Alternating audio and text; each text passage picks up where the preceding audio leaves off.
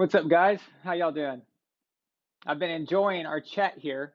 Now, if you're wanting to, if you're wanting to know what's going on just now, that was going into part two of the episode, which is not completely finalized yet, but it will be ready to go for you guys to watch very soon. But I did this tonight for you guys, the guys who watch the live show every week, and you guys are here all the time and we're always talking about it and what's coming and things like that. And I just wanted to kind of get y'all's reaction first. And uh, I thought it'd be fun to get to talk to you guys in the chat. I never get to do that normally. When I'm doing the live show, I can kind of glance down and see what you're doing, but I really can't be a part of it. And I kind of wanted to experience that with you guys. This is the first time. Thank you so much, guys.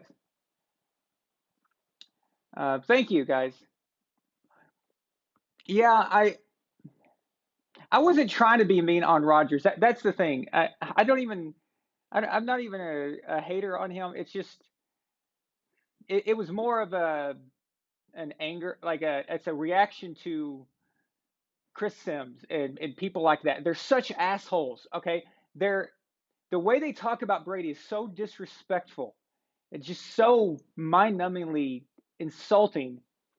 But at the same time, will praise Aaron for any little thing as if he can do no wrong. And that is kind of where I was going with that. But I did pull back a little bit at the end there because I felt like, okay, wow, I'm really nitpicking here. But they do that. They do that to Tom. But the second part, I just want to tell you guys what the second part consists of. No more film study. It's based on there's a lot of myths between Tom and a lot of other players, but I've heard it used regarding Aaron and Tom, that Tom had greater players. In fact, I think I saw someone in the chat earlier mentioned something along those lines that Tom had better players and Aaron didn't. So I needed to look at the evidence. I needed to go and look and see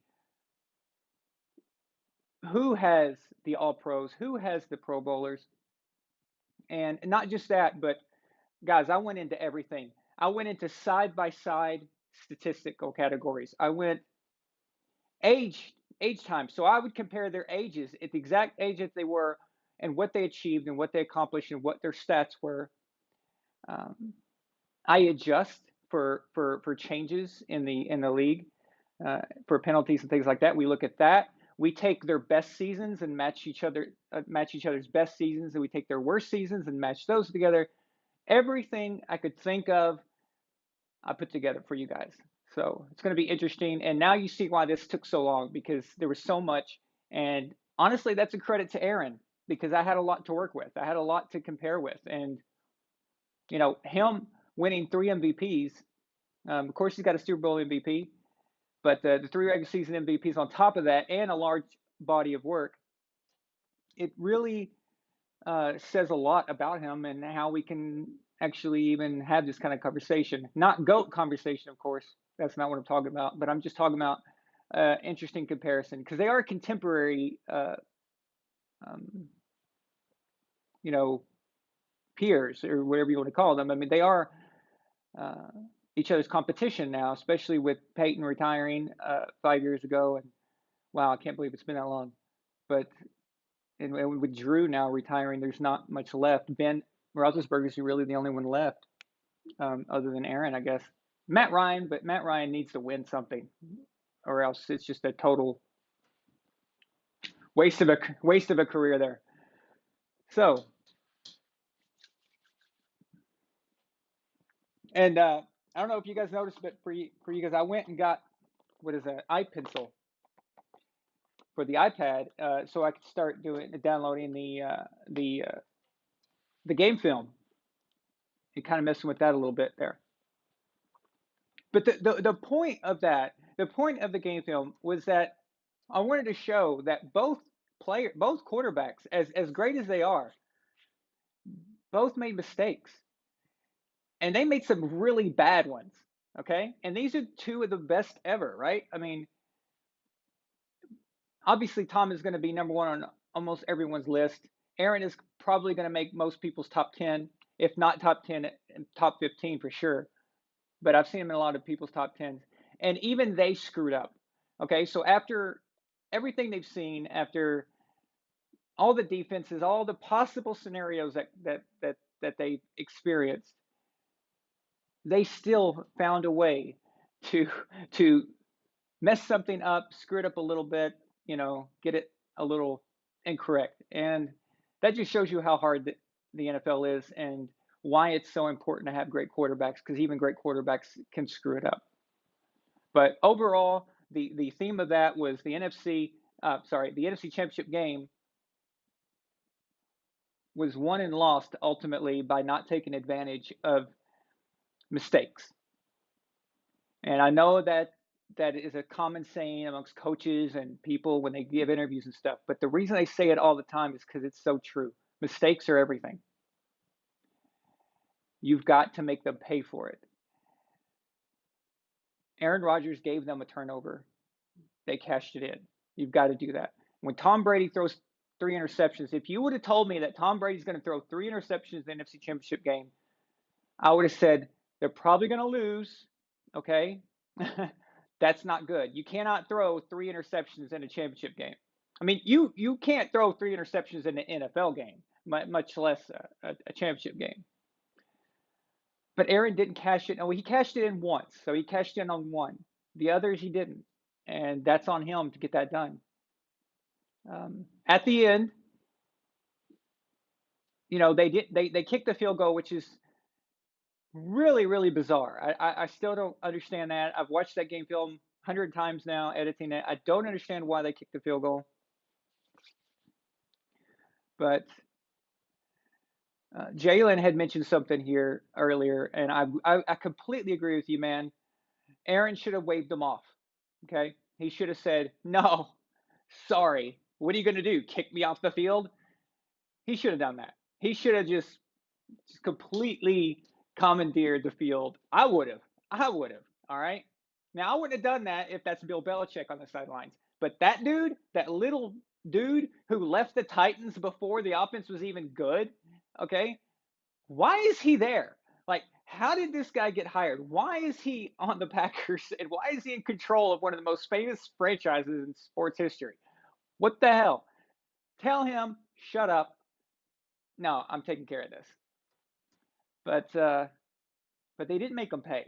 And even if they get the touchdown, and even if they get the 2-point conversion and tie it, then you've got to deal with Brady getting the ball with a few seconds left, or possibly going to overtime, and depending on who gets the ball first. So there's so many scenarios there, but in the end, when you win 7 times, 7 rings,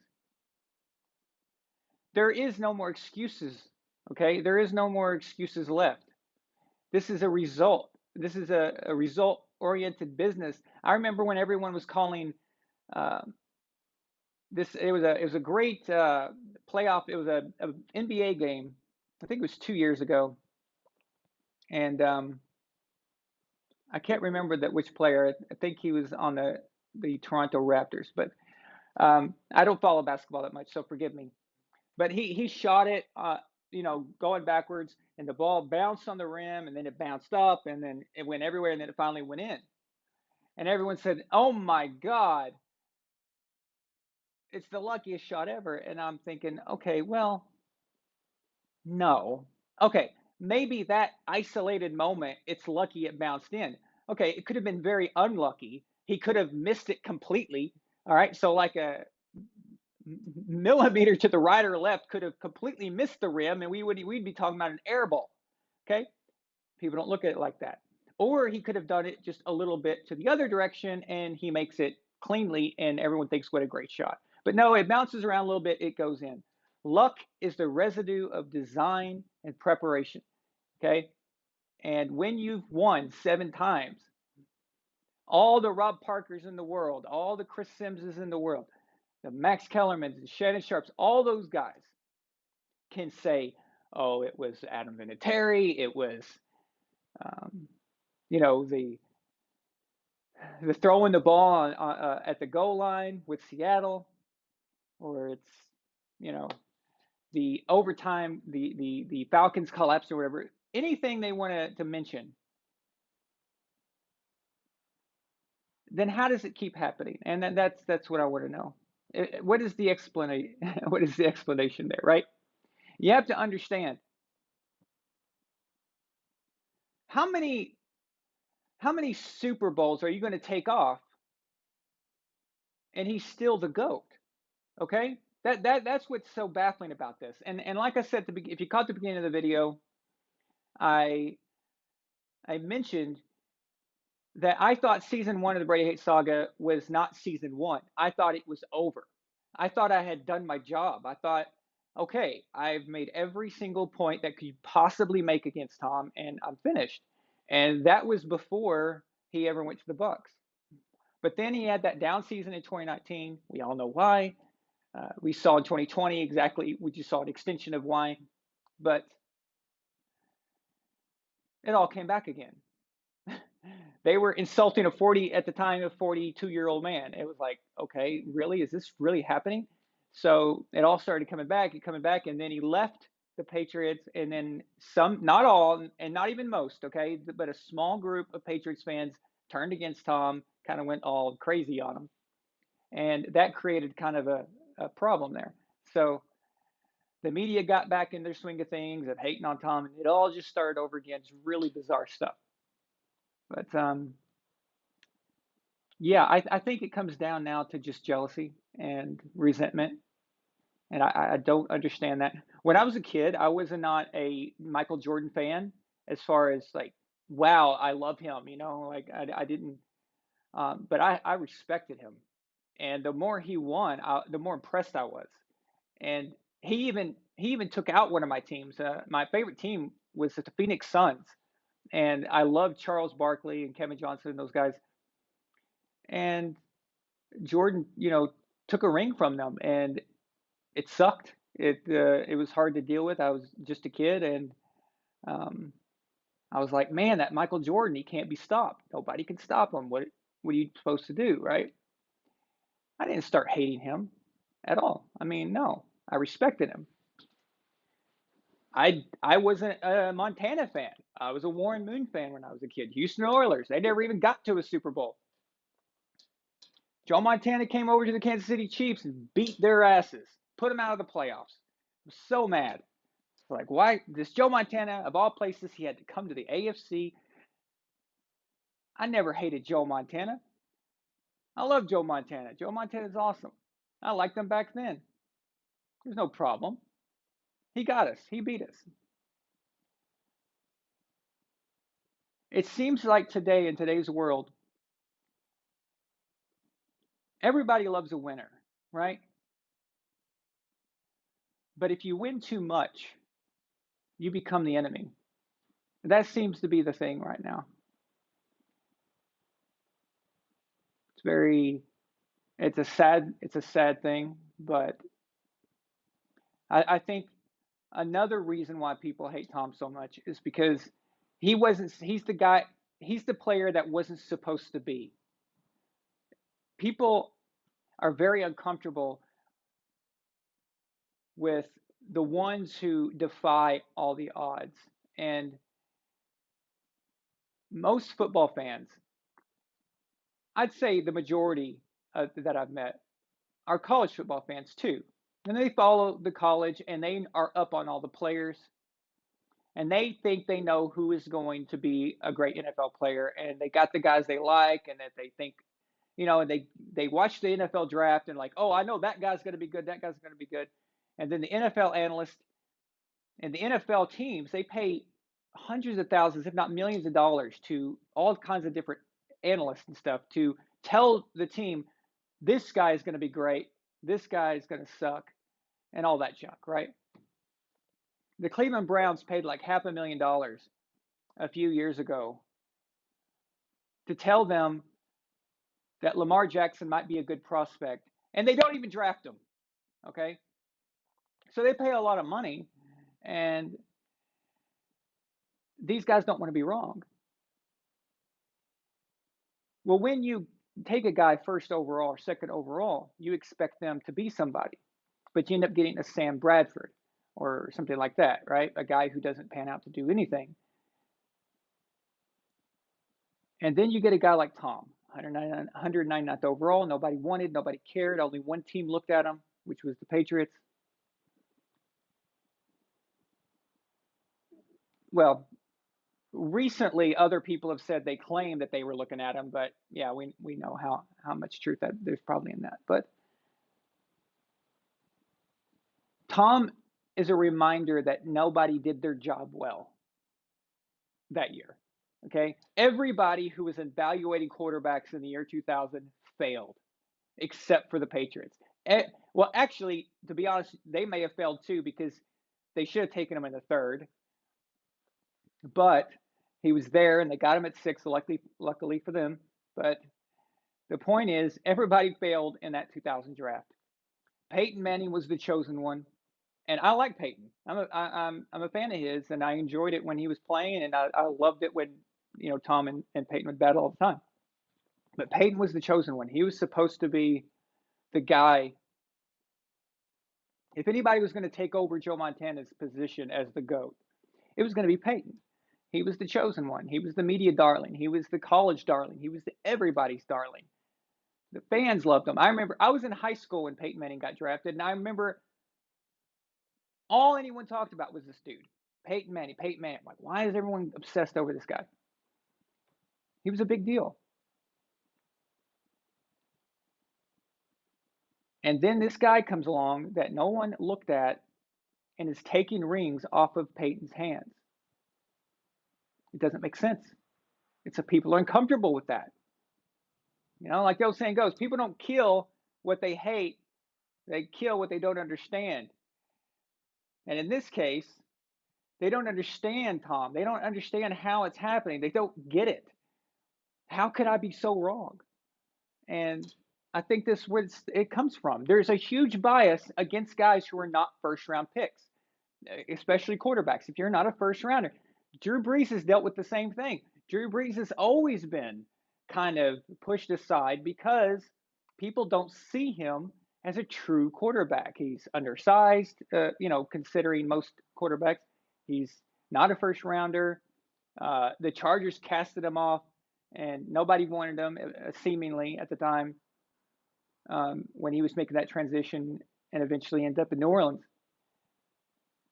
But ever since then, but the guys who are in the first round, it seems like anything they do, anything they touch, is miraculous, is astonishing. Russell Wilson, okay, for you guys who watch the shows a lot, I know you probably heard me say this again, but I'm going to repeat it anyway. I've had, all of us have made predictions about players. We've all had that one prediction that was perfect. We got it right, and we're proud of that. Well, I've got one. My proudest moment is saying that Russell Wilson was going to be a great player, and I had pegged that perfectly. I said he should be. I thought he was going to be the best quarterback in the draft. He was picked in the third round. Nobody even cared, really. He just kind of happened. The Seahawks was like, yeah, I guess we'll take him. But they had signed Matt Flynn and gave that dude like $10 million.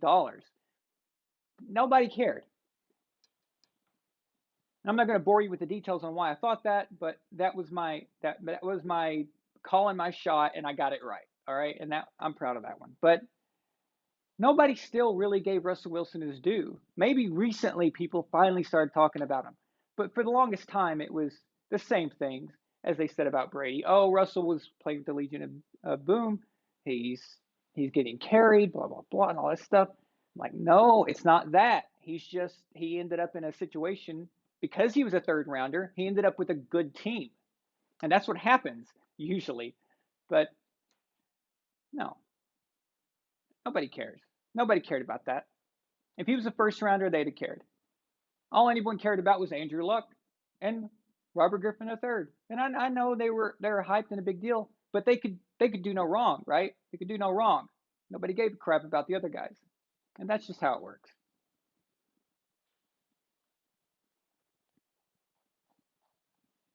I think I missed.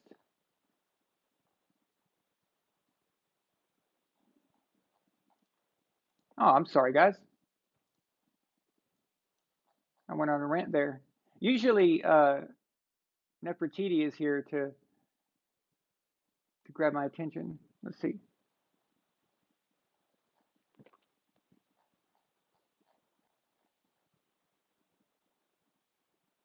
We have a $5. By the way, we have some before while the video was going, we have some amazing super chats. By the way, Psycho Mantis earlier sent $100. Paul Grant sent 20. Um, Mr. A, Mr. Automotive, he sent 70. You guys are crazy. There was another one. Luke. Oh, Luke sent 698 for all the touchdown passes that Thomas thrown. Psycho Mantis is a $5 super chat, and he says, "How many players made the Pro Bowl because of Brady? Most never made it back when they left New England." That's what you've got to consider. It's what everyone needs to consider is when you talk about Pro Bowls and All Pros, how much of that is the makings of that player. Now, on offense, you can pretty much connect the two. You could say that they help each other. Um, but after they leave or if they move on and you kind of see, as long as they're not out of their prime anymore, that's kind of unfair. But if they go on and continue, then it's a pretty good gauge. Like Randy Moss. Randy Moss was Randy Moss before he got to New England. So that was a uh, it's a mutual benefit there for Tom and Randy. But I mean, Wes Welker, I mean, come on, really? So that's that's kind of how you know. But that's a good point. And one thing interesting that you guys are going to see in part two of that is Brady's numbers for the guys he's played with who are all pro and Pro Bowlers are massively inflated, artificially inflated, I guess is the right word, artificially inflated because of special teamers. So you've got Matthew Slater, eight, I think it's 8 Pro Bowls or 8 All-Pros, something like that, right? For special teams captain. Now, special teams is very important, all right? And then you've got guys like Larry Izzo, um, and you've got, of course, kickers. That's always a good thing. But you've got special teamers that really don't cross paths with Tom much, and that still counts against them. And I made sure that that counted against them, even though some would argue don't count the special teamers. Well, I've got to. He's a teammate. Teammates got to count. But even with that, you would be surprised what the outcome is. It's very interesting, actually. Thank you, Wishing Bee. I really appreciate that, man.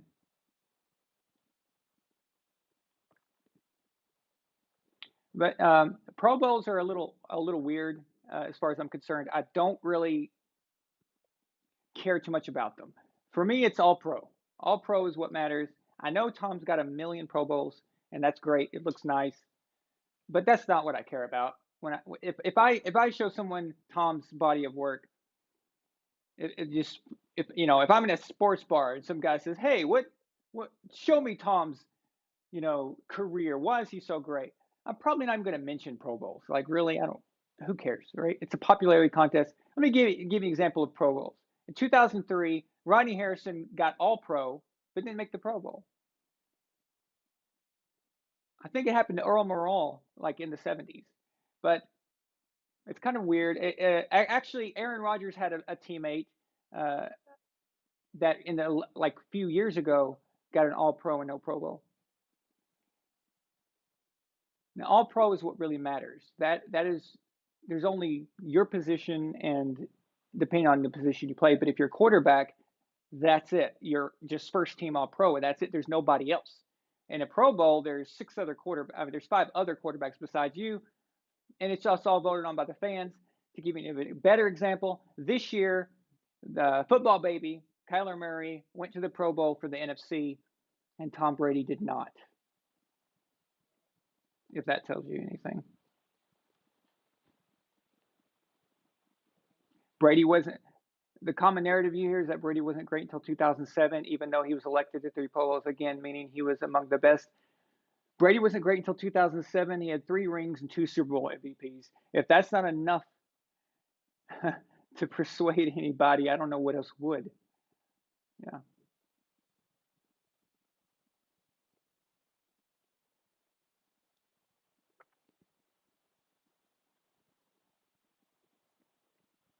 Lord Vosh, all the way from across the pond in England. He sends a 10-pound super chat. He says, "Thanks for the episode, Aaron. Great to take shots at those douches in the media." Amen. A change in culture is the only way to cure BDS. I know. I know. Individualism is not a trait that is looked kindly on. Conformity is praised. I know. It's changed. It used to be conformity was the way. I think when my parents or grandparents were growing up, that was a very big important time. But that was usually out of necessity. That was a wartime situation, and conformity was everything. It mattered, and we were forming. We were trying to become a superpower as a country. All that. But when I grew up, individualism was very much pushed. We were always told by our teachers and our parents and people at church. Everybody's like, "You be you." What you want to be, you be, and what you are like, that's who you are. And that was a big deal for us. And, we grew up with all kinds of uh, idols who are different races, different sexes. It didn't matter, male, female. You had favorite singers and favorite female singers, favorite actors, actresses. It just didn't matter. And you got inspired from everywhere. Now, it's not like that. It seems to be conformity is everything. If you are not within the parameters of exactly what society is applying, it's trouble. So now, if someone is not the chosen one, and you'll go against that, it tends to be kind of an eerie feeling for most people. I think is what Lord Varsh is basically getting at.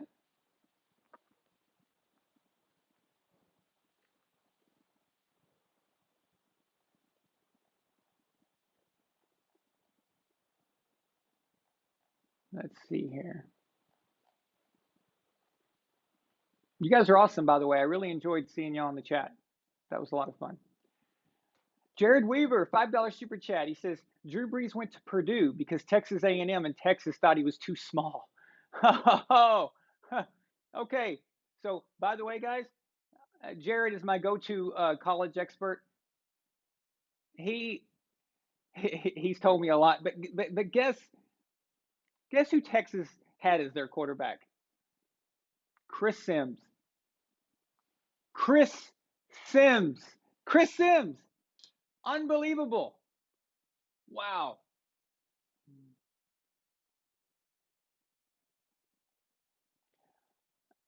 If you guys, I don't know if all of you have, or if some of you are new, but in the second episode of the Brady Hate Saga, I was talking about would Brady be good anywhere if he was drafted to a different team other than the Patriots, and I go into the details about drafting, and in that I kind of I talk bad about the scouts, not, a lot of them who don't seem to know how to interview players, but I will say this: if I was hired tomorrow to evaluate quarterbacks for a team, I would get different categories, and each category would have an assignment, a number assignment on value.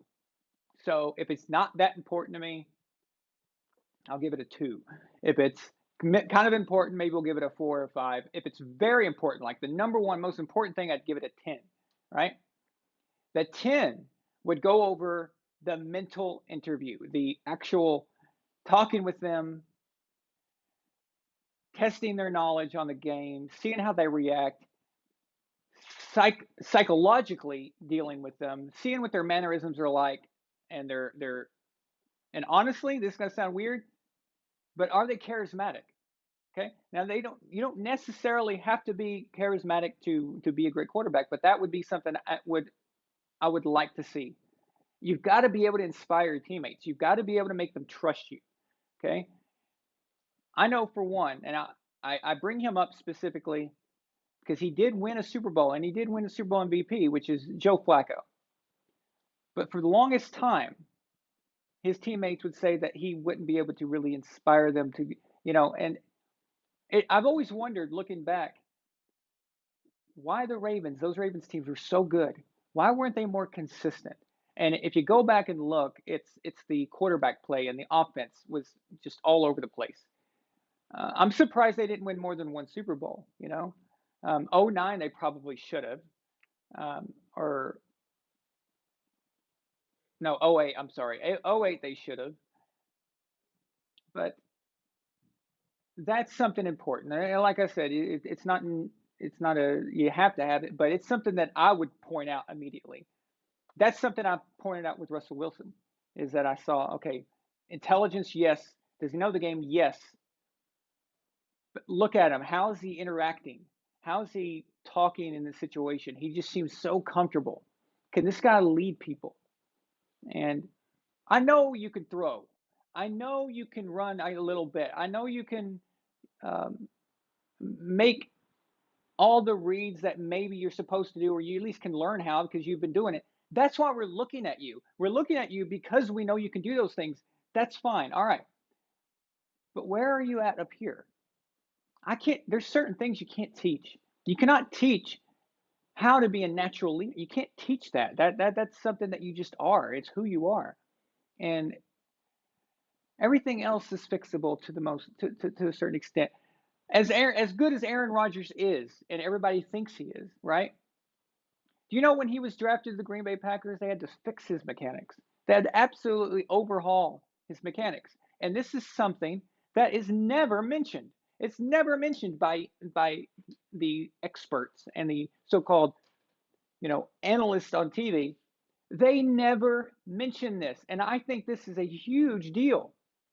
Who didn't need to fix their mechanics when they came into the league? Tom Brady. Go back and watch him at Michigan. Go back and watch, and you're like, oh my God. I mean, that looks like Tom in 2004, you know? Of course, Tom has, you know, sharpened it and improved it, but he still looks like Tom in college, right? Yeah, go back and look at Aaron. It is not the same person. And a lot of people speculate that maybe that's why he fell in the draft. And a lot of people, they took Alex Smith. They thought, okay, Alex Smith's he's got smaller hands, and um, he's not as his arm is not as powerful, but he's NFL ready. And what they mean by NFL ready is his mechanics are solid. He seems to grasp the game quickly. He seems to be very mature. He's got a good head on his shoulders. Aaron Rodgers was very arrogant, cocky at the time, had an attitude problem. And even with that, he still needed his mechanics fixed. But nobody mentioned that much at the time, right? They still don't. But even Aaron Rodgers, the bad man Aaron Rodgers, had to be repaired. All right? Those can be fixed. But I cannot teach Aaron to be a better teammate to his um like Tom Brady, it's just I can't teach him to just wake up one morning and say, "All right, guys, I'm your leader," that kind of thing. It's got to be something that is in you, and you've got to want to do that. And that would scare me the most. If someone just had no charisma at all, no personality that I really can be like, wow, I can see this guy just leading everybody. Some of the greatest generals in military history aren't necessarily the greatest strategist in their military, or the greatest tacticians necessarily,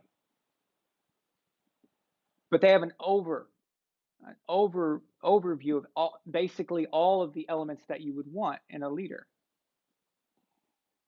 One of the most glaring, one of the most obvious is George Washington. George Washington was not the best tactician in our American military, the Continental Army at the time. In fact, there were probably 4 or 5 I could come up with that were probably better tacticians. But they weren't George Washington. He had that it factor. He had the Tom Brady factor. That's the difference. You had Benedict Arnolds that were great tacticians, but they acted more like Aaron Rodgers. And that's the difference. See? Addy Visorno, our resident Cleveland Browns fan. Love seeing you here, buddy. He says, no, but a baseball bat is a good teacher. Well, I don't think anybody's taking a baseball bat to Aaron Rodgers anytime soon. So, Luke R, $10 super chat. He says, forget free agency and the draft. Your videos and streams are what I've been looking forward to within the football realm this offseason. Plus the community here, of course. Thank you, Luke. Man, that is that.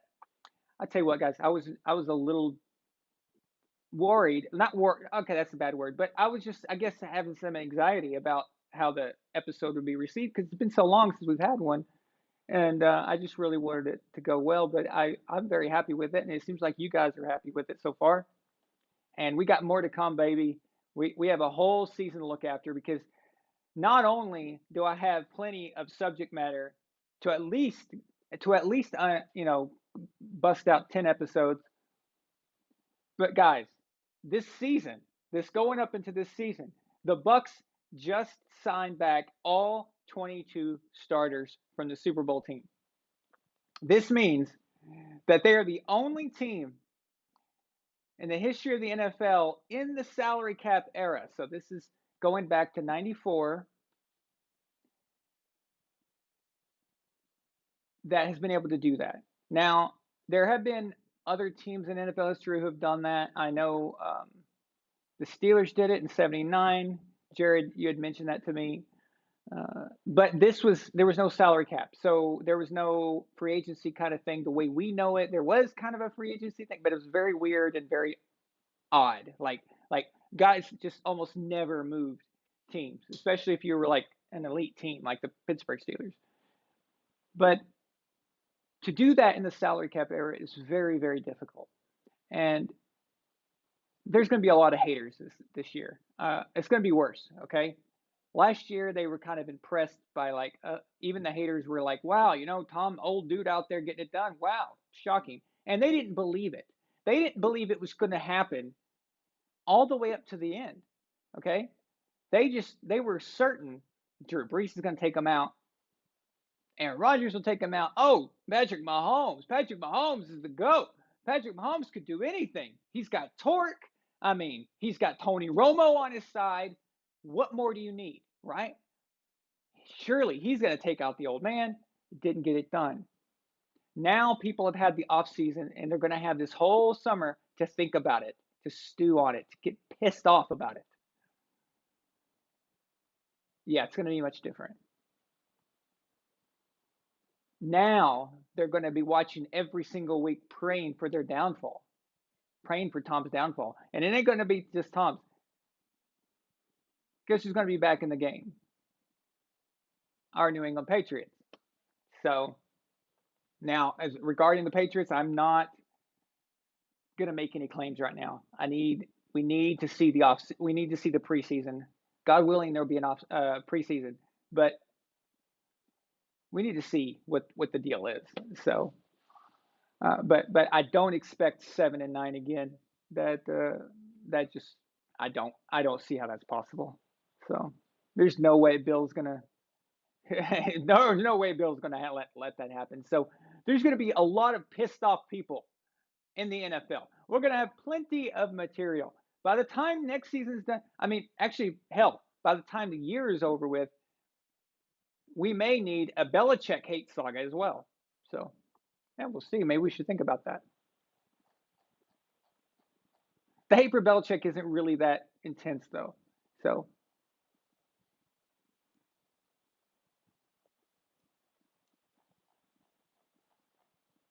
I hope I didn't miss any super chats, guys. If I did, I'm so sorry. This thing disappears if I don't get to it fast enough. Um, Addy Basorno, $2 super chat. He says, it turns out you also need a good O line too. Yes. Yes. O line is important. Everything's important. Um, Listen, now there is a Brady Hate Saga episode scheduled for what I'm about to say. And it's regarding the Super Bowl, it's regarding Tom versus Mahomes. But there's one aspect I want to mention.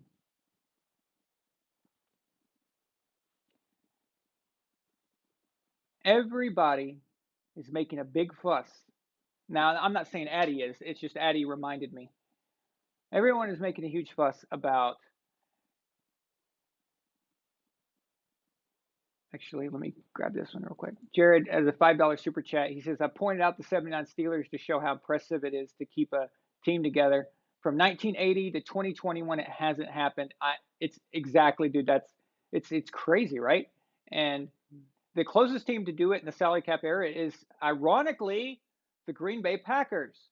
So, guys, if you're ever arguing against a Aaron Rodgers, disciple, tell them this. They go, Aaron Rodgers, man, he's never had a team like Tom Brady. Okay. After they won the Super Bowl in 2010, the Green Bay Packers brought back 21 out of 22 starters from that Super Bowl winning team. And they managed to take advantage of it. They went 15-1. Pretty damn good. Very, very damn good. So Aaron got to do that. But what happened? Well, they went down to Eli Manning's Giants. Everyone knows what happened after that. But Aaron is the other team that came the closest. So that's another year that I guess got squandered a little bit. I mean, he did get MVP, but that's good for him. Not good for the Packers. It's not good for the Beatles. Only Medellina will probably know what I just said. Anyway, with Mahomes, yes, he had some. There were some injuries to the offensive line, and Eric Fisher was missing, as well as another starter. His name escapes me at the moment, but yeah, we didn't hear one peep about that regarding whether or not Patrick Mahomes could win the Super Bowl. It was mentioned. It was mentioned. Okay. But for those 2 weeks leading up, it may be fun for you and me, but it's no fun for the Beatles. Okay, now everyone thinks we're crazy. Sorry, Melanie just walked in. I had to say it. Couldn't help it. We have like our own language, kind of. But anyway, the 2 weeks leading up to the Super Bowl, Patrick Mahomes is going to dominate. Patrick Mahomes is going to take over this Super Bowl. Patrick Mahomes. There's no way. There's no way the Bucks can win this. Oh, he's got a guy on the offensive line. Yeah, who cares? He's Patrick Mahomes. That's what we heard. It's Patrick Mahomes. Nobody was saying, well, I don't think Patrick Mahomes is going to be able to overcome the problems on the offensive line. Nobody said that. They were saying that Patrick Mahomes was going to win. It was a foregone conclusion. They were going to go back to back. They were going to be the first team to go back to back. And ironically, against Tom Brady, who was the last quarterback to go back to back.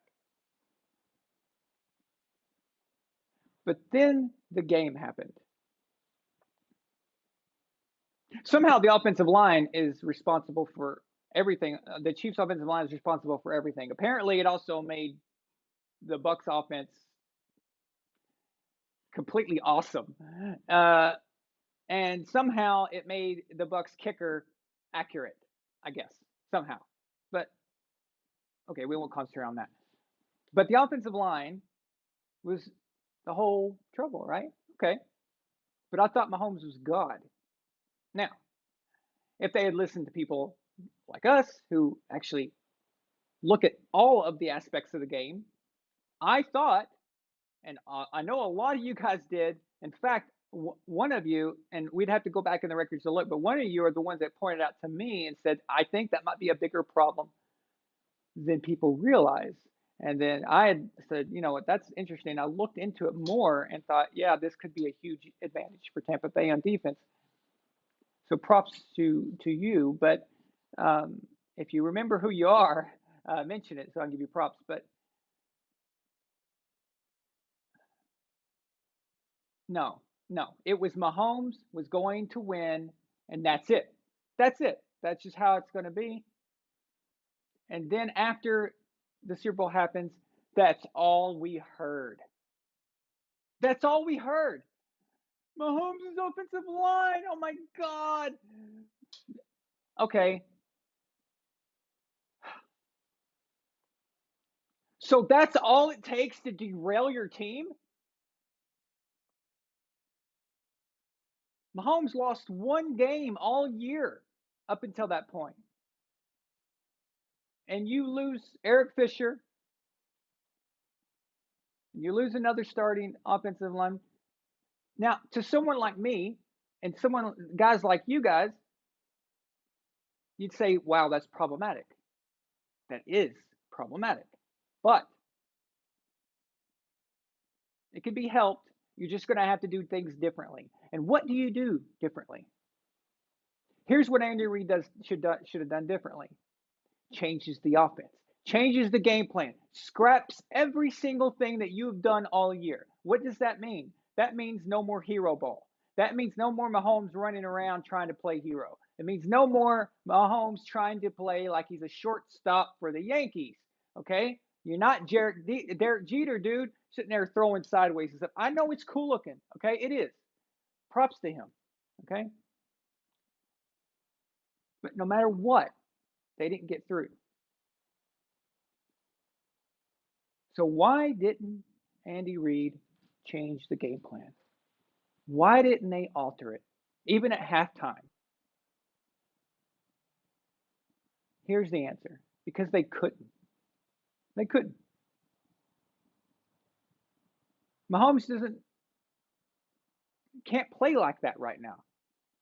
They've not either.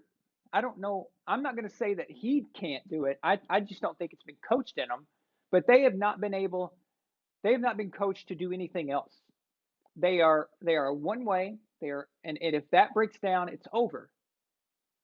So if you got a problem on the offensive line, the defense could just sit back all day long. You could rush 3 or 4 dudes all game long, and it looks like you're rushing 7. It's ridiculous, right? But you're not. And then you've got all of Patrick Mahomes' receivers covered up, and this is why he's running around everywhere. He's trying to play hero ball in a game that cannot win. You cannot win. It was never going to work. Guys, they could have played that game for 12 quarters straight and nothing was going to change. It was just going to keep happening. Okay? They couldn't adjust. You see the problem here? Tom Brady loses his offensive lineman. What's he going to do? Let's get the ball out fast. Boom, boom, boom, boom, boom, boom. I know everything. Let's just switch it. Let's just switch it. Okay, we have a different type of team we're playing here. Okay, maybe we need to run the ball more. Okay, we lost our best pass blockers. They're gone. Let's just run the ball. Okay, well, Tom. Okay, well, I know what we can do with that. Change the game. You change the game plan on the fly. This is why the Patriots go after guys who are versatile. Can you do everything? Can you run the ball, but can you also catch it? Can you run routes? Can you run? The Patriots running backs, most of the ones that Tom Brady's played with, they run routes as good as a wide receiver does, or a slot receiver does, right? And this is what is lacking in Patrick Mahomes' game right now. And he's young. I mean, he's got time, but this is not even a shot at Mahomes or the Chiefs. It's a shot at these analysts. These guys are getting paid. Do you know Stephen A. Smith gets paid $10 million a year? Max Kellerman gets like $4 million a year. Skip Bayless gets, I think, 13 or 14 million per year. To tell you nothing. To not tell you what I'm telling you. I don't even, do they even know? I guess if the script tells them that, but it's ridiculous. Because I know you guys know this, and and we're just kind of talking, going over it. But you would think that the teams as well would kind of figure this out. Maybe you wondered why I was being so harsh on Sean McVay and the other coaches that I mentioned that seem to get coaching jobs, what happened to earning it? All right. Bill Belichick had to win 2 Super Bowls as a defensive coordinator, had to put up with Bill Parcells, had to actually his defensive game plan against the Buffalo Bills is in the Hall of Fame. All that before he even got his first shot with Cleveland. These guys they're handing out head coaching. Here you go. Here's a head coach. You can take over the franchise. And these guys barely just hit puberty in NFL terms, right? In coaching terms. Sean McVay ruined Jared Goff. Okay. Sean McVay wanted to live vicariously through his quarterback. And Jared never learned to really be out on his own. So when that 15-second clock turns off, the 15 seconds is up, and he's cut off from Sean McVay. Jared's lost. It's like, what now? What do we do? That's on McVay. So McVay's failure as a coach, his basically his solution is to send Jared Goff to Detroit. That's messed up, man. All right. I'm interested to see how this is going to work with Matthew Stafford, actually. But I'm not that impressed by McVay. And these coaches, a lot of them are just a problem for their quarterbacks, and they're not making them versatile. They're not, and not just the quarterbacks, but the team in general is not able to adjust. And that's what happened in the Super Bowl. But yeah, they didn't want to talk about that. Okay. But that was a failure in a lot of areas, not just offensive line. But you never mentioned it. You never mentioned it as a problem. You said that Mahomes was going to kill Brady. He was going to destroy them because he's Mahomes. He can do anything. Apparently not.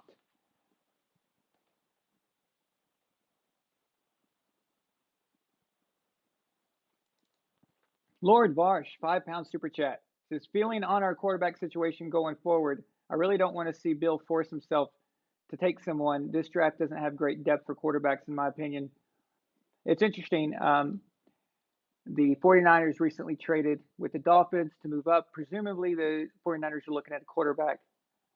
And there's a little chatter that the Patriots may still be looking at Jimmy G, or see if that's a possibility. I don't know if that is. Guess we'll have to wait and see. But it does make things interesting. I don't know how many more passes into the dirt I can handle this year from Cam Newton. Hopefully he's got that fixed. So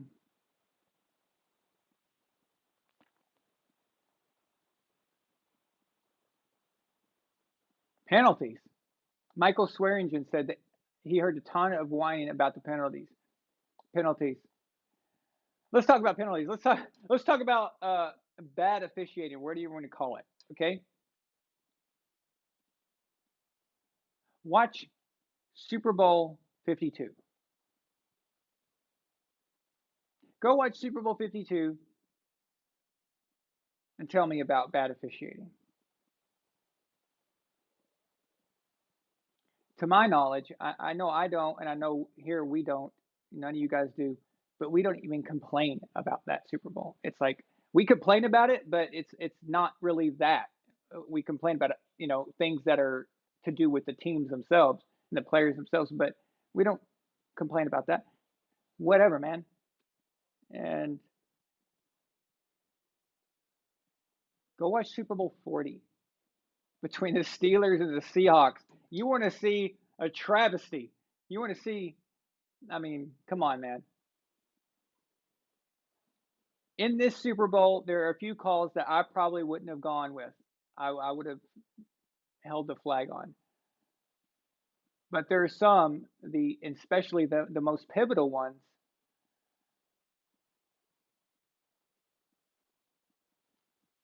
I mean, they were legit, man. They were legit.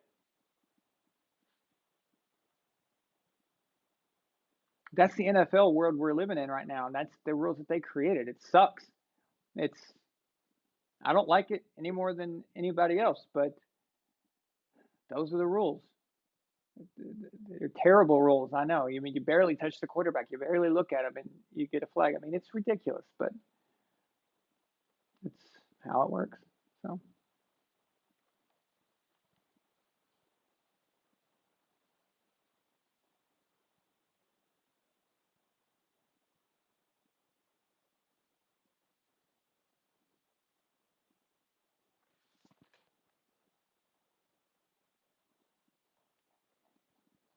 let's see here.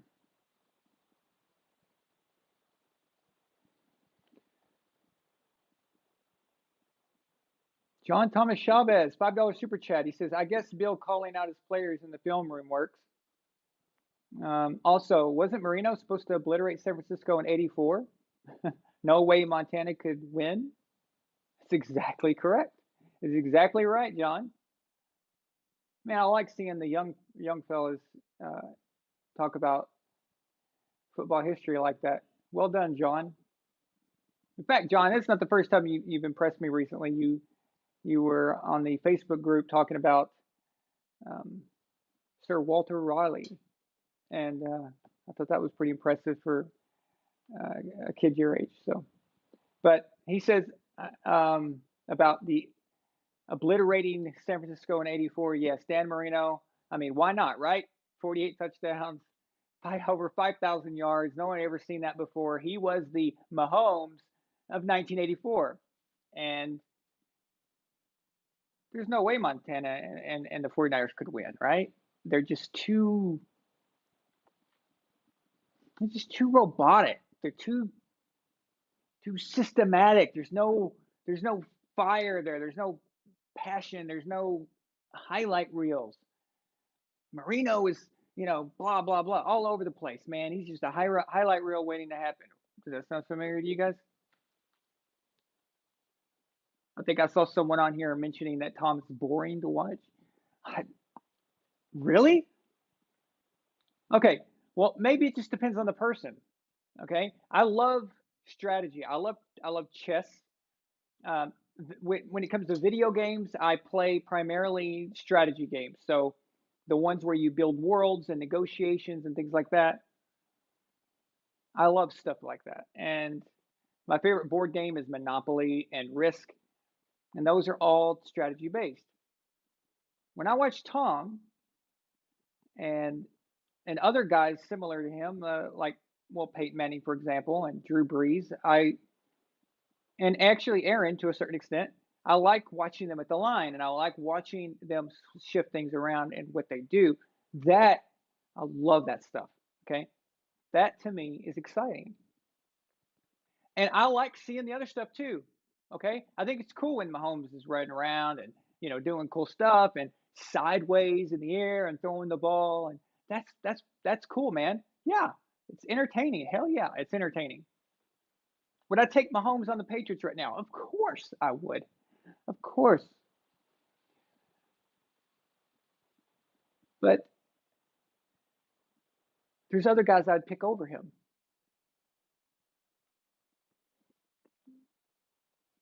It's also about fit, and it's also about what you can do. And I get just as much enjoyment out of watching a guy at the line outsmart the defense, or see that they're onto them, so they switch to a run, and I'm like, I see what you did there.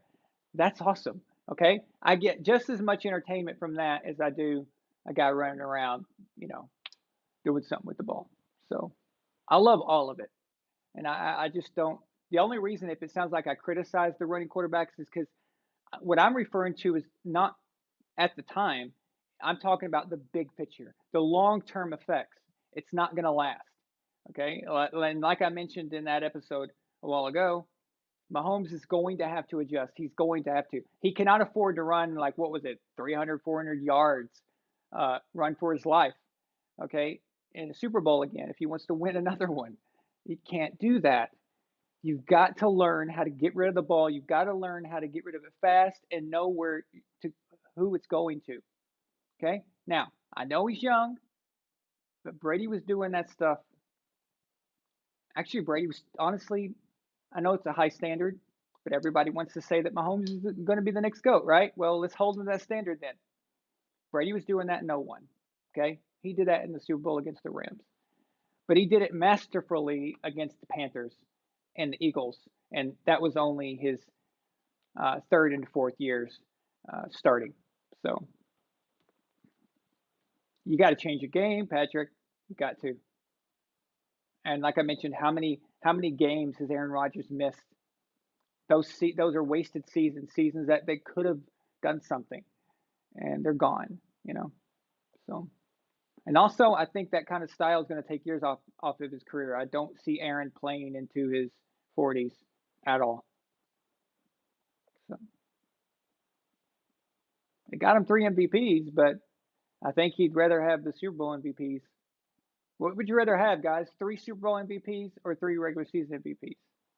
I'd rather have the Super Bowls all day long.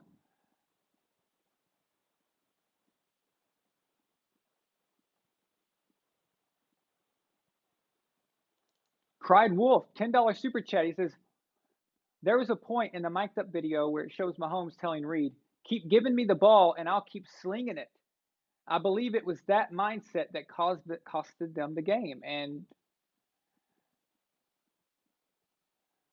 Tom Brady. Yeah, well, you're right. They did say that, and I remember Patrick saying that. From one standpoint, people could say that Patrick was just okay. There's one aspect of that I like. It's that Patrick is saying, "I'll do what I have to do. Give me the ball. I want the ball." Some people are afraid of this. Um, like Jalen said, Aaron Rodgers should have told that field goal team, piss off. Okay. And some guys want the ball and they want that moment, and they're not afraid of it. But on the other hand, there was nothing else Mahomes could have done, right? He doesn't know any way else but to play hero ball. Hero ball is what just got him, what is it, $500 million contract or whatever. That hero ball is what they're all banking on and what got them there. But you have to be able to adjust. Go back and look at all teams who played multiple Super Bowls, and if they played in 2 or more, the game plan, there were times where things had to be switched and altered than what they'd normally be, especially with the Patriots. That's happened quite often. In fact, there was one year where it really bit them in the ass because they were not changing and they weren't ready for it. I think you guys could figure out what year that would be.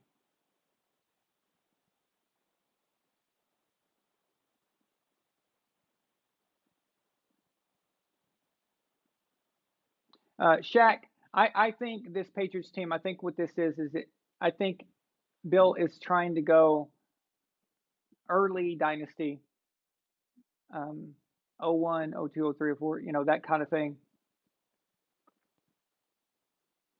I think he's realistic. Great quarterbacks don't grow on trees. They cost way too much.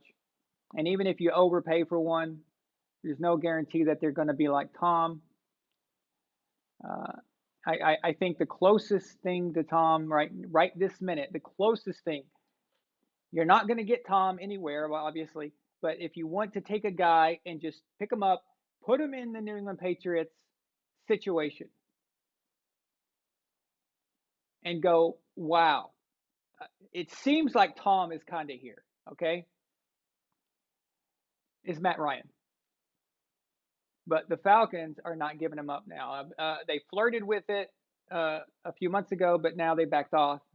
Of course, smartly backed off. He's the only reason why that team has even got any expectations at all. But it's about fit, you know. If it was the Kansas City Chiefs, I'd say you don't want Matt Ryan. You probably want Mahomes. That's what they're going with, right? That's the fit. That's the thing that they've got going there. It's what they rely on. But if you're the Patriots, you want Matt Ryan. Fit is everything, and that gets overlooked quite a bit. And a lot of these teams try to fit a guy into a system and into a program that he doesn't belong. It's like the Patriots. Let's say that they never had Tom Brady. and they just went with mediocre quarterbacks for years and years and years. Or let's say that Drew Bledsoe just kept playing all the way up until like 04, 05, and then they finally wanted to draft a guy. And Belichick drafts Aaron Rodgers. Yeah, how long is Aaron Rodgers going to last in that situation before he starts talking junk and starts going to the media and starts complaining about everything? I mean, it's about fit. Where do you belong?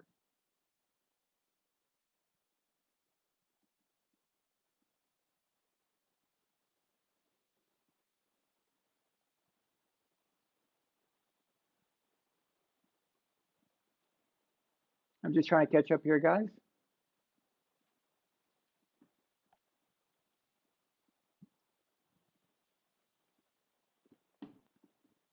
Yeah, wishing be. Yeah, Patrick Mahomes, great player, and I love watching him. I tell you this much: if the Chiefs are on prime time, you know, I can't watch them usually on Sunday because the Patriots or Brady is playing. Um, but if they're on prime time, I watch. I'm like, okay, I got to watch this. I always want to see them play, and you do that with the great players. So that's the respect. If you tune in to watch a guy, don't tell me that you're a hater. Don't tell me that you don't like or you think he sucks. If you're tuning in to watch him, that tells you everything. So, but if he was on my team, I would be worried about longevity. I would be worried about the hero ball aspect. Hero ball just really it in the end it cost you. It should have costed them in Super Bowl 54. Okay, it should have costed them last year, and Jimmy G just couldn't make them pay. But the 49ers were the perfect team, perfectly designed to beat a team like the Chiefs, and they just didn't get it done. And to the Chiefs' credit, they did. So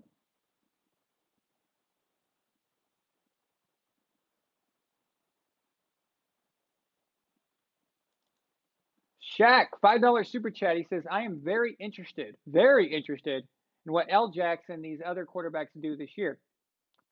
It seems like teams have figured out their high school offenses like the Wildcat 2008. Absolutely, Shaq. Absolutely. Um, Lamar Jackson, and I like him.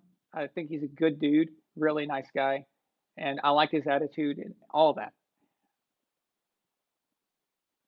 But they're on to them. The NFL has now adjusted, and the cat is out of the bag, as it were. And it always happens. The NFL always adjusts to these things, and it's no different. I'm with you. I'm very interested to see what happens, but I think I know what's going to happen. He's gonna have a tough time. So Dave Wilhauer says, Aaron, only four quarterbacks have won the Super Bowl despite leaving college early. Trent Dilfer, Big Ben, Aaron Rodgers, and Mahomes. Repetitions are the most important thing. Brady has seen every defense, and I like that, bringing that up. And Brady played 5 years. He was actually in the university for 5 years. Peyton was all 4 years, I believe. Uh, in Tom's case, I think he stayed an extra year because he didn't get to play his first year, so he was extending that. So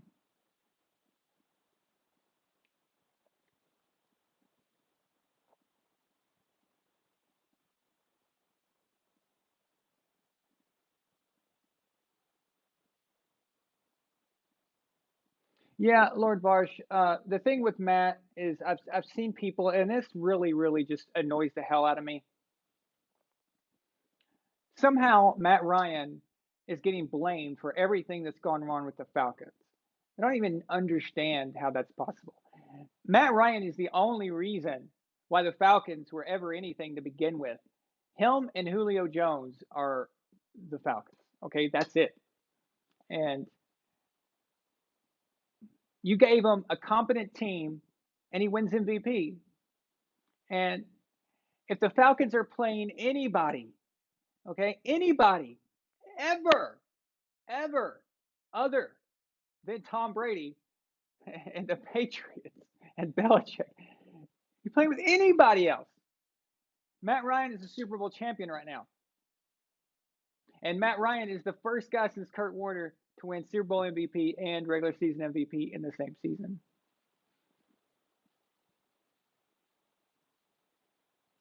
It's just how it happened. But to think that it's Matt Ryan's fault, that is the dumbest. It's so ridiculous when people say that. Yeah, Matt Ryan's failure in coaching, is that Matt's? I mean, really? Come on. But I would take him in a second. You put him in New England, and the reason I mention, yeah, I mean, yeah, there's other quarterbacks too that are great and stuff, but he's the guy that would fit right in and give you what Tom, like a of course not exact, but he'd give you a very similar feel to what Tom provided. And Matt has been around so long too. I mean, come on, is there anything Matt's not seen as well? Really? So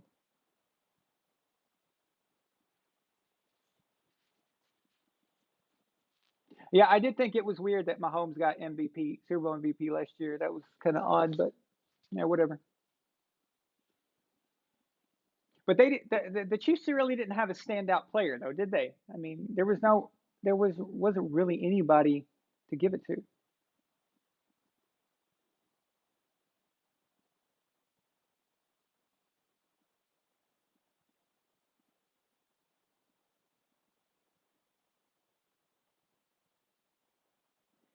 Oh yeah, there's no way we're the Broncos. I'm assuming you're talking about the 2015 Broncos. Well, we ain't got Von Miller. That'd be nice, wouldn't it? We ain't got Demarcus Ware. All right, but we have great role players. We have guys who do their job, and that's. Um, but to expect them to be the 2015 Broncos, that's kind of a you know unreasonable at this point. And say what you want, okay, whatever about Peyton Manning, but when he was on the field, I know in 2015 he wasn't Peyton anymore, but there's a value there of knowing what to do and the guys believing in somebody, and that is the difference right there. It's important. It's very important. Um, it's why I said about the Saints. I said I would bring Drew Brees back in a wheelchair right now, in a freaking wheelchair, before I'd start Jameis Winston. Are you kidding me?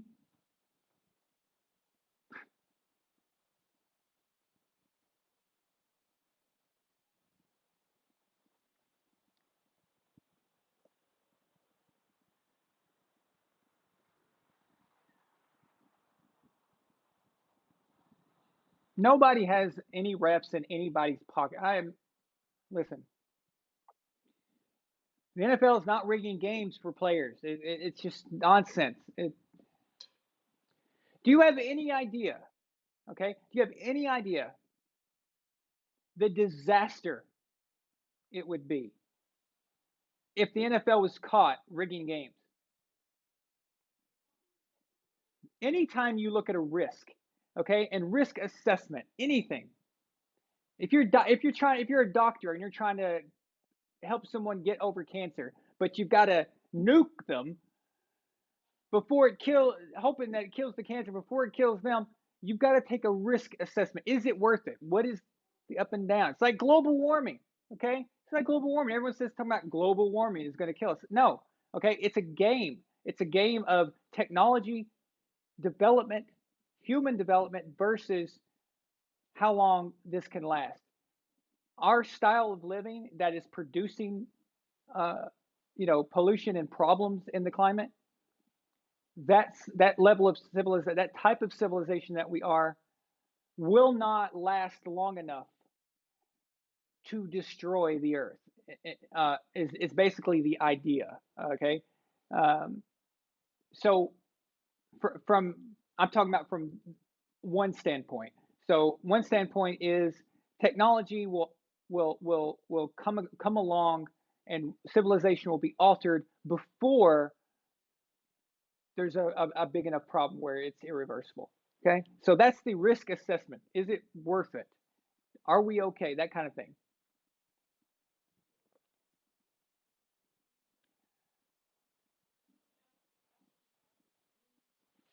What the hell? Oh, okay. Um, so you've got to look at risk, the risk versus reward. What's the risk? Okay, so what's the reward? If the NFL rigs games, they get an outcome, a desirable outcome. To what end? Okay, it's not for betting because betting doesn't work like that. Um, in sports betting, they try to get a neutral number. They don't care about the winnings; they care about the juice, which is what they call a juice, and that is a cut of every bet, no matter what, win or lose. So it's not that, and that would just be really ridiculous and very sloppy. What's another benefit? Okay, so they can promote a player, promote a team, or whatever, right? But they're already breaking records. They're already signing record TV deals, and we've seen how many crappy games, how many crappy matchups. I mean, if you look at 2017 in the AFC and NFC Championship games, we had Tom Brady was the only dude in that group. I mean, who wanted to see the Jacksonville Jaguars play and Blake Bortles? Who wanted to see the Eagles led by Nick Foles at the time? Nobody even cared. And the Vikings. All right. Um, damn. And that was a crappy AFC NFC weekend, right? Yeah, I don't think they would have went that direction. Okay.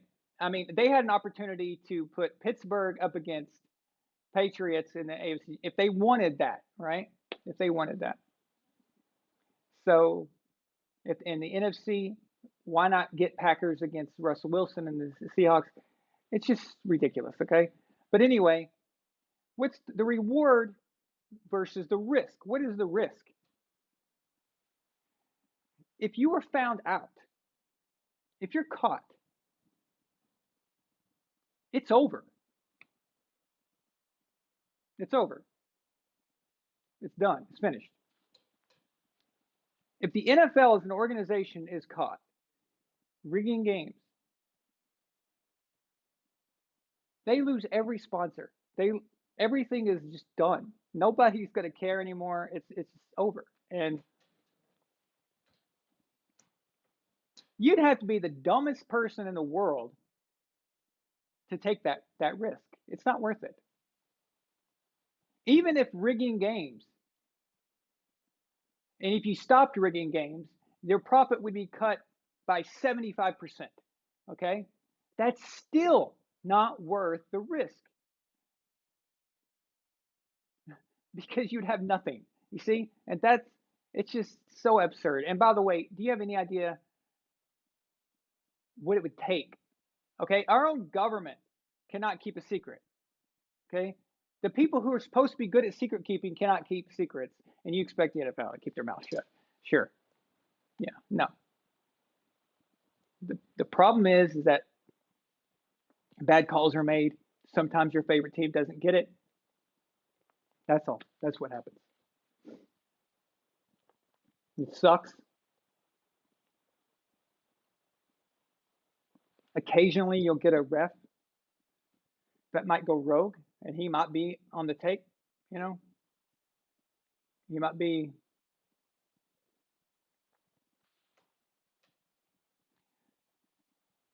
wanting a game go this way, but you can't stop that. That's the NFL can't stop one man from doing his own thing, right? You can't stop that. So that's one. But to say that as an organization, oh, the refs have this, that they want that team to win, that's nonsense.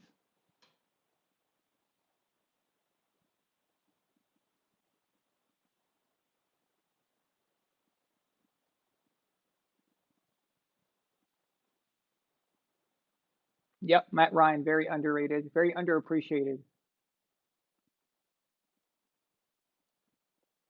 when he got drafted, I remember talking to my brother about this. I said that guy is reminds me of Tom. He just remind everything about him reminded me of Tom, and I thought he'd be a very good quarterback. So I never thought Joe Flacco would end up getting a Super Bowl before Matt Ryan, but there you go.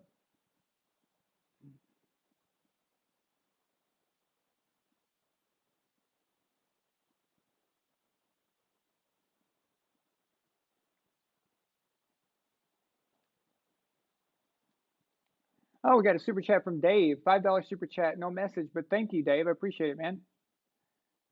If you have a question or a comment, I'll try to pick it up here. Yeah, Dave, I'd love you to call. Let's see. Next week is going to be awesome. You guys are going to love it.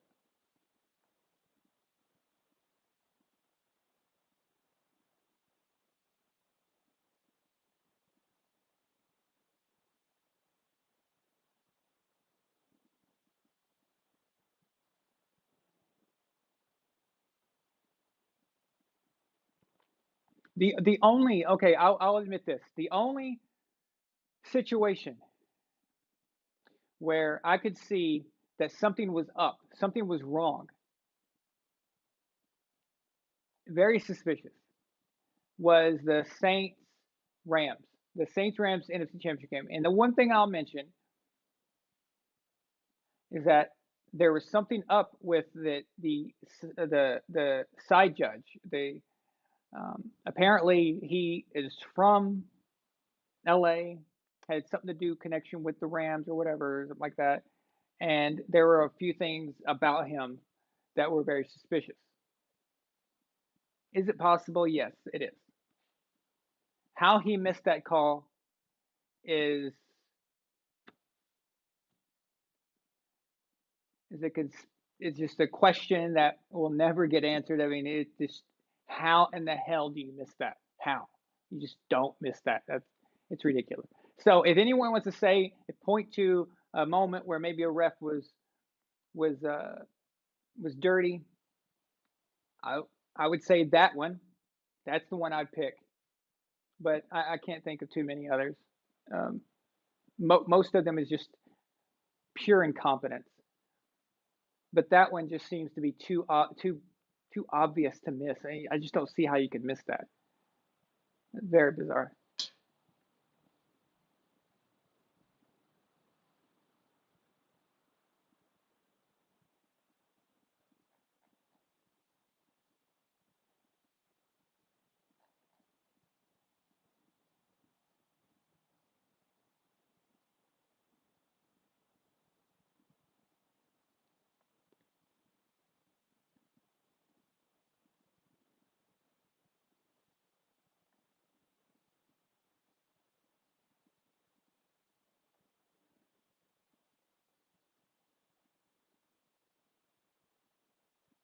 There are reports of teams actually paying refs. Please send me those. I need to see that. What reports? I hear this from people. I hear this from butthurt people usually. But where are they? I want to know. I mean, what reports? What does that mean? I can give you a report. I can make up something right now. You know that there's a report. There's a report on it. I guess if I start it, there's a report on it. So no.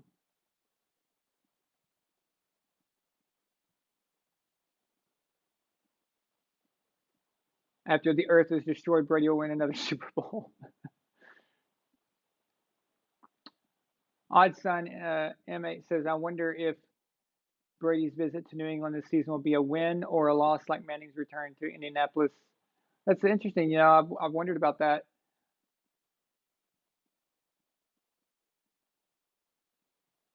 Doesn't matter. We're going to be there. Okay. So it's a win win, baby. If we win, we win. It's another victory. If Tom wins, I'll be happy for him, of course. He's my favorite athlete of all time. So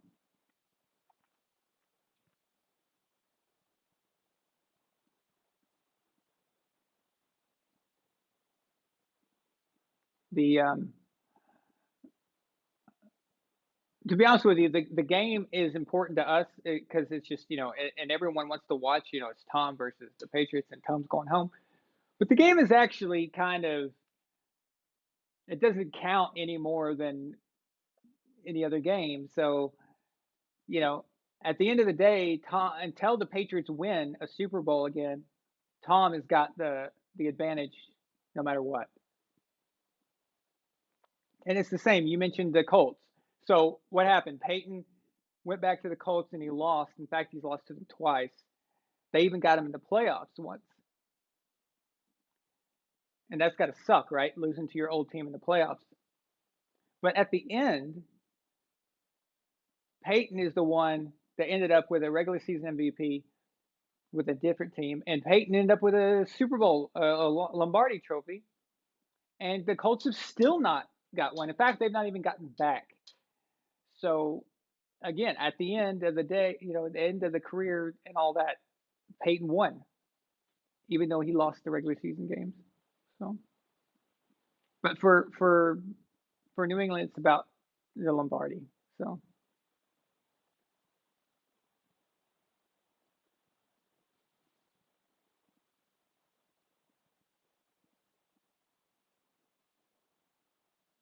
yeah, Lord Varsh, the Tampa offense was, yeah, they were over 30 the whole playoffs. Yep.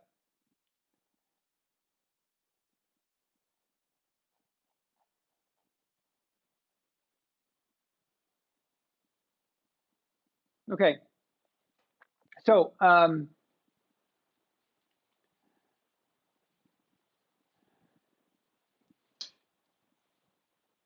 want to tell you about guys about next Saturday.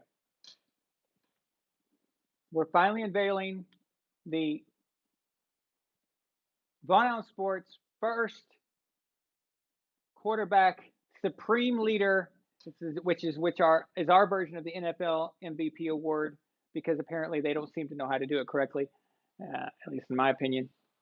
But our award is for the whole season because, unlike what everyone else seems to think, the NFL season doesn't end after 16 games.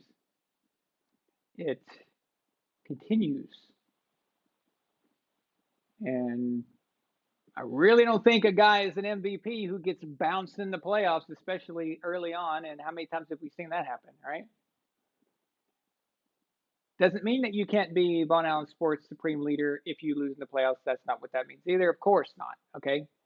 Um, but at least you need to at least like probably win a game or something because you want those extra points. But and then there's some guys who are just so far ahead. They're so far ahead in the regular season that they can afford to lose, and that's okay too. But at least we give them the chance to kind of make up for what uh, to show what they're really about, and that's what makes it, I think, much more interesting. But the whole shebang happens Saturday night, not for next week's show. It will be present the main show. The entire show will be presented by me, Milena, and the Red Coat, and of course, hopefully, other Legion members will be on for that and in and out if you can. So that'd be awesome. We're gonna go down every. Be ready for that one, guys. Be ready. That's an all-nighter. Okay.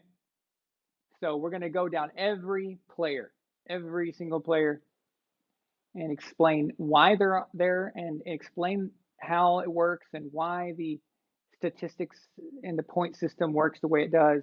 Everything will be unveiled.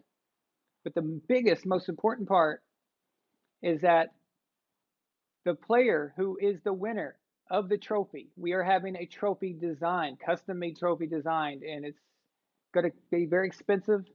The reason we're it's going to be expensive is because these guys, these quarterbacks, are amazing people, and they have been given a million awards, and they've seen everything, and you got to impress them. You got to do something that makes it stand out. And we want VAS to have some credibility. We want them to say, "Wow, this is cool. This is really awesome." But we're going to also give it an opportunity to. We're going to attached to the main trophy will be a plaque, a very cool plaque that explains the formula to that player and shows them exactly what it's all about and why they won it. But anyone who contributes to helping us get the trophy made will get their name and their favorite team and whatever on there. So the player can see that this trophy means something because it was not by a bunch of idiotic sports writers who don't know anything about anything, but this was um, pulled together by fans and passionate people who really care. And I think to these guys, I think that would mean more than something from a journalist that says, okay, I like that guy, I like this guy, I like him, I don't like him, I don't like him, I don't like him. They don't, yeah, whatever. So I'm really excited for that. I think it's going to be awesome. And the reason it took so long to do it is because we had to kind of get going on the plans about how to design the award. It's going to be very complex, and how to present the show so where it's fun, entertaining at the same time. So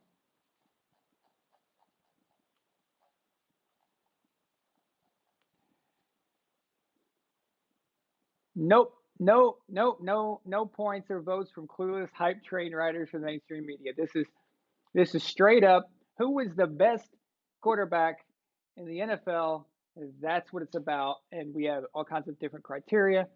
And during the week, I'm going to be slowly posting little snippets here and there of different categories and uh, kind of giving you an idea of how it works, but not giving away anything. Just kind of showing you a few things here and there. But so keep an eye out for that. But I'm going to go and end the show here. Um, it's been an amazing night, guys. Thank you so much. You guys are awesome, and I couldn't be more happy with how this went. And all your feedback has been fantastic. So I'll be advertising, I'll be reminding you, but please don't forget, be here next Saturday for the unveiling. It's going to be awesome, I promise. So you're really going to like it. And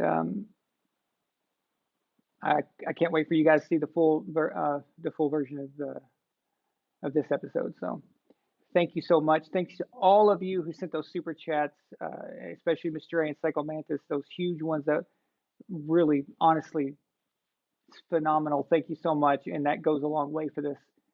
And we put it to good use. So thank you so much.